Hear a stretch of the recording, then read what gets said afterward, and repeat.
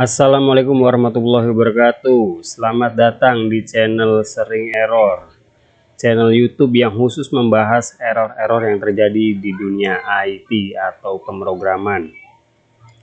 Oke, untuk video pertama kita akan membahas error 500 atau internal server error yang terjadi di WordPress.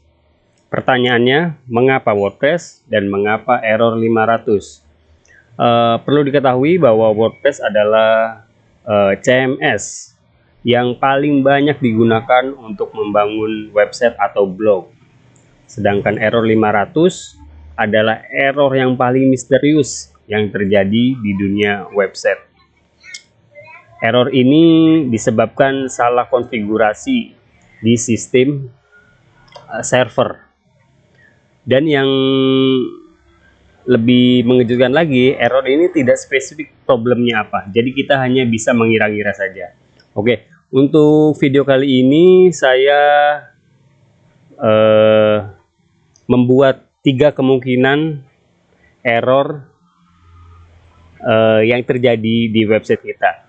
Kemungkinan pertama karena ada salah konfigurasi di htaccess. Yang kedua, problem atau corrupts-nya file di plugin yang kita pakai, dan yang ketiga di theme atau tema yang kita gunakan.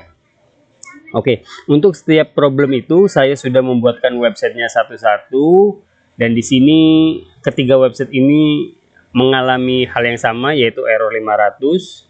Yuk kita simak saja bagaimana cara menanggulanginya. Oke, kecurigaan pertama kita pada file htaccess ya. Di sini website tidak bisa dibuka karena ada problem di htaccess. Solusinya bagaimana? Nah, kita bisa menggunakan FTP client. Saya buka dulu FTP client saya. Oke. Nah, di sini saya login ke cPanel dari website yang kita hosting ya. Oke, agak lama. Oke. Nah, di sini di sini saya punya beberapa website yang sudah terhosting ya. Nah, oke. Kita akan berfokus dulu pada website wp-error500-htaccess.test. Nah, di sini kita buka. Oke. Kita refresh. Di sini ada file yang bernama .htaccess.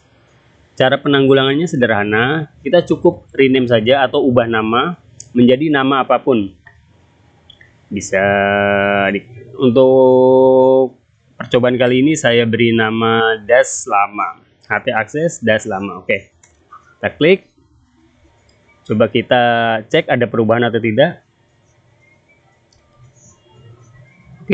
Oke. Website sudah tampil ya, berarti errornya memang di htaccess. Jadi website sudah bisa terbuka secara sempurna.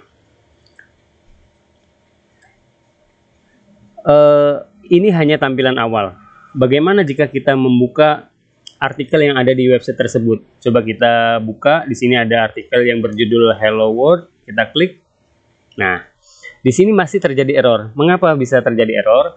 Karena WordPress membutuhkan file .htaccess untuk membuat URL direktif. Apa itu URL direktif? URL direktif itu file yang mengkonfigurasi supaya URL terlihat lebih cantik. Perlu kita ketahui WordPress secara default mempunyai URL yang sangat tidak enak dibaca. Misalkan P sama dengan ID artikel. Itu akan sulit diingat. Akan lebih mudah lagi jika URL kita berdasarkan judul. Nah, disitulah fungsi dari file htaccess. Karena file htaccess kita bermasalah atau dalam hal ini hilang, kita cukup membuatkan lagi. Oke. Kita balik lagi ke homepage, kita perlu login. Di sini ada 2 cara untuk membuat file htaccess. Yang pertama menggunakan cara otomatis, dan yang kedua membuat dengan secara manual. Oke, saya akan membuat yang otomatis terlebih dahulu. Kita klik login. Untuk login test sendiri, WordPress tidak membutuhkan file htaccess ya. Jadi tanpa file htaccess pun kita masih bisa login. Kita masukkan username kita, WordPress. Untuk passwordnya, password. Oke, kita login. Nah, kita sudah bisa login. Yang perlu kita lakukan untuk mengembalikan atau membuat file htaccess adalah arahkan ke setting dan kita klik permalink. Kita klik. Nah, di sini kita sudah tampil di halaman permalink ya. Nah, yang kita lakukan cukup mengklik tombol Save Change. Kita klik saja. Secara ajaib, WordPress sudah membuatkan file htaccess yang kita butuhkan. Yuk kita cek di FTP client kita refresh. Nah, di sini WordPress sudah membuat secara otomatis. Coba sekarang kita cek di website itu sendiri apa sudah betul. Kita logout terlebih dahulu supaya kita menjadi pengunjung biasa, supaya kita bisa mengakses semua halaman. Oke, ini halaman homepage. Sama seperti tadi masih bisa terbuka. Coba kita klik artikel yang ada di website tersebut. Kita klik. Oke, bisa terbuka ya. Nah, ini artikelnya bisa terbuka dengan sempurna dan di sini juga ada halaman page ya. Bawaannya WordPress. Di sini ada sampel page. Coba kita klik. Apakah bisa juga? Ya, bisa juga. Jadi problemnya cukup dengan merename htaccess dan kita membuatkan yang baru. Oke, tadi membuat file htaccess secara otomatis. Bagaimana dengan cara manual? Sebetulnya mudah saja, sama saja dengan cara otomatis, mudah. Oke, kita buang dulu ya file yang lama. Kita delete. Oke. Sini pasti error lagi karena tidak ada file .htaccess-nya. Nah, untuk membuat file .htaccess kita buat manual. Di sini di FTP client kita bisa klik new file, kita buat .htaccess. Oke, nah kita coba dikecilkan dulu. Oke, kita buka browser kita buka tab baru. Keywordnya adalah WordPress default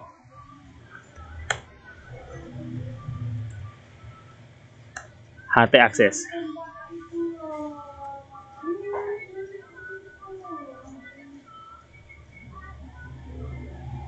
Nah, di hasil nomor 1 kita klik ya.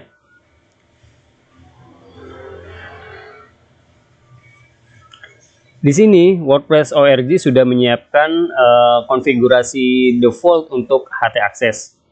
Di sini ada basic WP, multi-site, dan subdomain website ya.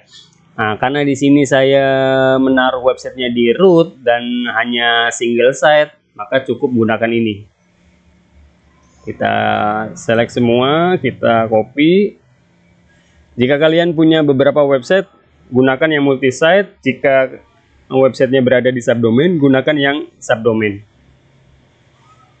Oke, kita timpakan di sini, lalu kita simpan,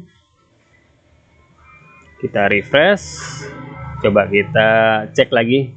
Ini tutup ya karena sudah tidak diperlukan. Nah, coba kita ke website pertama kita refresh.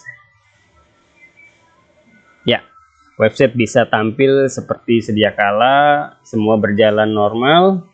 Oke, untuk website pertama udah sukses ya, problemnya di htaccess dan sudah kita selesaikan. Sekarang kita lanjut ke website kedua, di mana di website kedua ini kemungkinannya terjadi di plugin. Jadi ketika website kalian mengalami error 500, kecurigaan pertama diarahkan pada htaccess. Ketika htaccess sudah selesai, coba ke berikutnya yaitu plugin. Di sini website mengalami error karena plugin. Sama seperti htaccess, kita buka FTP client. Karena di sini website yang berbeda, saya arahkan di website yang berbeda juga. Oke, di sini saya masuk ke wp-error 500 plugin ya. Oke, buka. Kita masuk ke wp content. Nah, di sini ada plugin, ada theme. Nah, yang kita ubah sekarang, kita berfokus pada plugin. Caranya sama, kita cukup rename file tersebut. Oke, sama seperti tadi, kita kasih tambahan dash lama. Oke. Lalu kita cek, kita refresh websitenya apakah errornya sudah menghilang. Ya, betul, berarti problemnya ada di plugin. Ketika problemnya di plugin, maka website bisa tampil sempurna. Dan kemungkinan, bukan kemungkinan, sudah pasti fungsi-fungsi dari plugin tidak berjalan. Jadi di sini betul-betul website apa adanya. Padahal ketika semuanya normal, di sini saya menaruh plugin untuk alamat dan kontak, plus di sini ada sosmed juga. Tapi ini tidak bisa terbuka secara sempurna karena pluginnya sudah dimatikan dengan cara di rename foldernya. Oke, saya rename lagi. Kita cari satu persatu. Ini mematikan plugin keseluruhan. Semua yang ada di folder plugin semuanya menjadi tidak berfungsi. Pluginnya semua tidak berfungsi. Untuk itu kita cukup mencari satu persatu plugin mana yang sebetulnya bermasalah. Oke, makanya kita rename lagi menjadi bawaannya lagi plugins tanpa dash lama. Kita enter. Nah, ketika kita sudah di folder plugin, pasti di website kalian akan ada banyak plugin yang terinstall. Caranya kita sisir satu persatu. Terserah, mulai dari waktu penginstalan, diurutkan dari waktu penginstalan yang paling terbaru, atau menggunakan sortir dari abjad, terserah. Silakan pakai cara mana saja. Oke, di sini saya ada dua plugin yang aktif, yaitu kontak widget dan WordPress SEO. Oke, caranya cukup di rename juga. Rename, saya kasih dash lama. Coba kita refresh. Kita refresh di sini. Ya, masih terjadi error ya. Masih terjadi error. Berarti jika semacam itu, berarti yang kita lakukan tadi di sini bukan itu problemnya. Kita cukup kembalikan lagi ke bentuk semula. Lamanya kita hilangkan. Kita enter lagi. Coba kita ke plugin yang kedua. Sama, kita rename juga.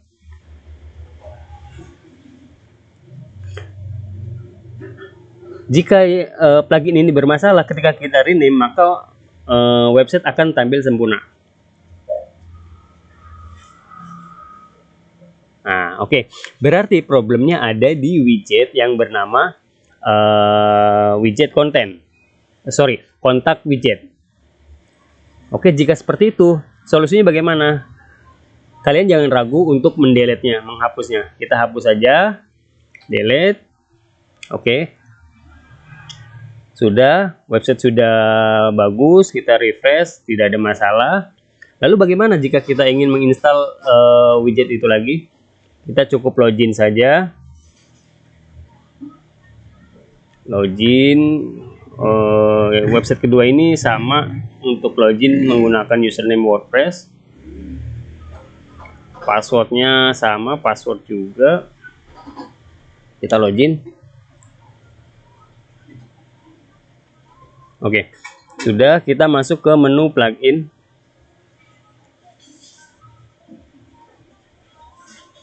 Nah, di sini di database kita masih ada satu plugin yang sebetulnya masih tersimpan di database, tapi kita paksa hapus, kita paksa delete tadi melalui FTP client. Jika kita mau menginstalnya lagi, tinggal klik add new. Kita cari kontak widget.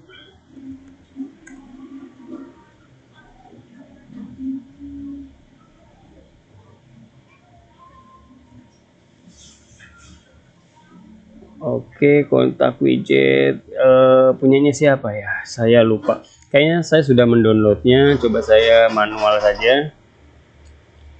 Saya lupa tadi punyanya siapa. Oke, di sini ada kontak widget. Kita upload.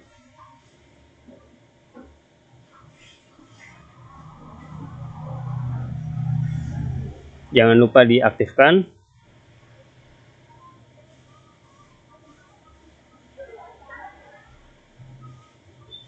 Oke, widget sudah aktif. Nah, sekarang kita tinggal buka widgetnya. Lalu kita buat satu widget di situ. Oh ya, sebelumnya ketika sebelum error saya sudah membuat widget kontak di sini. Jadi saya tidak perlu membuat lagi. Coba kita logout saja. Oh ya, mungkin perlu ditunjukkan juga widgetnya semacam apa. Nah, di sini saya membuat dua widget, yaitu sosmed dan tes. Atau saya rubah namanya menjadi testing plugin. Oke, saya simpan.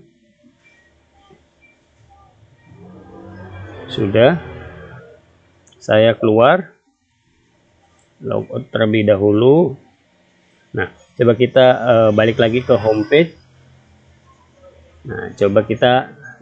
Nah, sekarang di sini sudah tampil widgetnya. Di sini ada kontak form ya. Ada alamat email, ada nomor telepon, dan alamat kantor atau rumah. Nah, di sini juga saya membuat widget yang kedua tentang sosmed. Oke.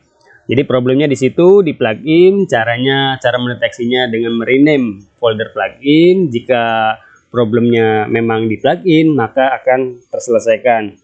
Dan selanjutnya tinggal disisir satu persatu plugin mana yang menjadi sumber masalah. Oke, dua website sudah kita benahi, sudah kita fixkan. Sekarang masuk ke website yang ketiga.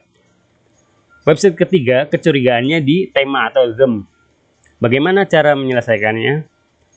Sebetulnya hampir sama caranya dengan problem yang di plugin, yaitu kita cukup merename. Nah, di sini kita masuk ke website yang ketiga ya, wp-error 500-them. Kita masuk ke wp content. Nah, di sini them. Sama caranya, kita cukup rename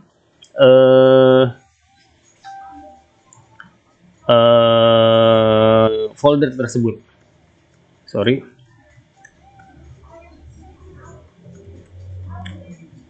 Jika problemnya di sini, maka website kita akan ngeblank menjadi blur putih.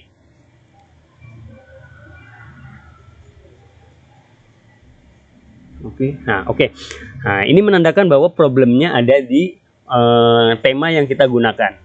Nah, kita kembalikan karena ini tadi hanya untuk mendeteksi saja. Kita kembalikan. Oke. Coba kita masuk ke dalam folder itu. Nah, di sini saya ada 4 theme yang terinstall di WordPress saya. Dan yang aktif adalah yang theme Astra. Berarti di theme Astra ini terjadi masalah. Lalu solusinya bagaimana? Solusinya kita tidak bisa merename dari sini karena tidak akan berpengaruh apa-apa. Caranya kita merubahnya melalui database. Oke, di sini saya butuh mengakses database. Saya di sini menggunakan HDSQL atau HDSQL. Oke, sekarang lagi dibuka. Tunggu sebentar. Oke. Nah, di sini masuk ke database wp-error 500-them. Saya buka. Arahkan ke wp_option. Kita buka di sini. Kita lihat data. Nah, kita cari field yang key-nya adalah template atau style. Nah, di sini di ID yang 40 dan 41, di sini tertulis Astra. Jika kalian menggunakan PHP MyAdmin, kemungkinan itu berada di halaman kedua karena phpMyAdmin membatasi sortir per halamannya 25 data saja ya. Kemungkinan ada di halaman kedua. Nah, di sini tertulis untuk template-nya yang aktif adalah Astra dan style sheet-nya Astra juga. Jika problemnya di tema Astra, maka kita cukup merubah dengan tema yang lain. Oke, coba kita buka FTP Client. Nah, di sini ada beberapa tema lain yang selain Astra. Kita pilih salah satu, terserah yang mana saja. Coba saya misalkan 2020, saya copy. Supaya tidak salah tulis, saya cukup copy. Nah, saya timpakan di sini. Untuk style sheet juga sama, saya timpakan di sini. Sudah.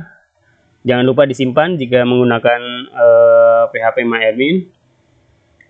Nah, coba sekarang kita refresh websitenya.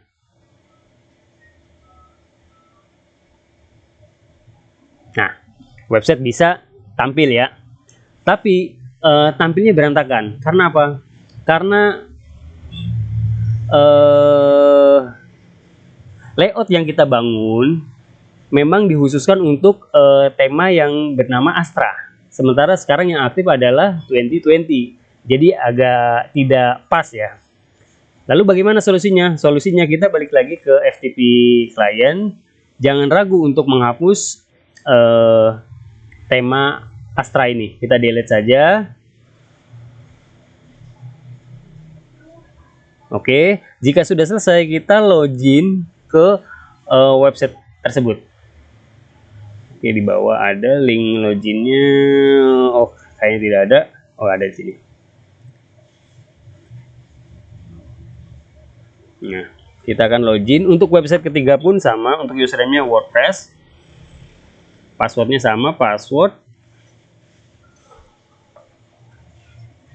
Kita klik login.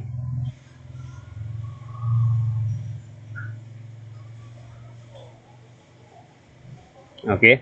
Nah, di sini kita sudah masuk ke dashboardnya admin ya.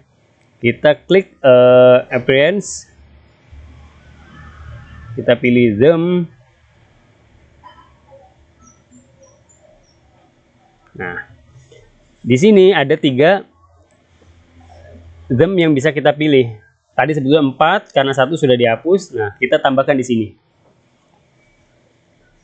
Tadi kita menggunakan theme Astra ya, atau tema Astra. Tunggu sebentar. Ini tergantung koneksi internet juga. Oke, saya cari Astra. Nah, di sini ada Astra. Kita install saja.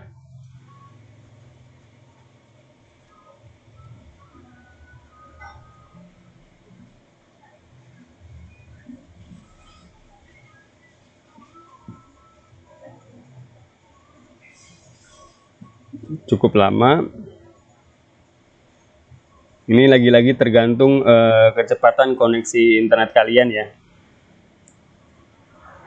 Dan kebetulan untuk tema Astra ini lumayan besar juga. Oke, sudah terinstall. Nah, kita tinggal mengaktifkannya saja. Kita klik tombol activate.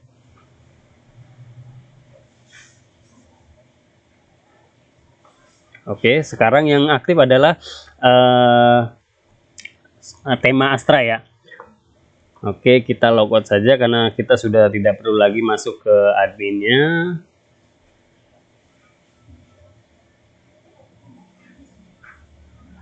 Oke, kita masuk ke homepage.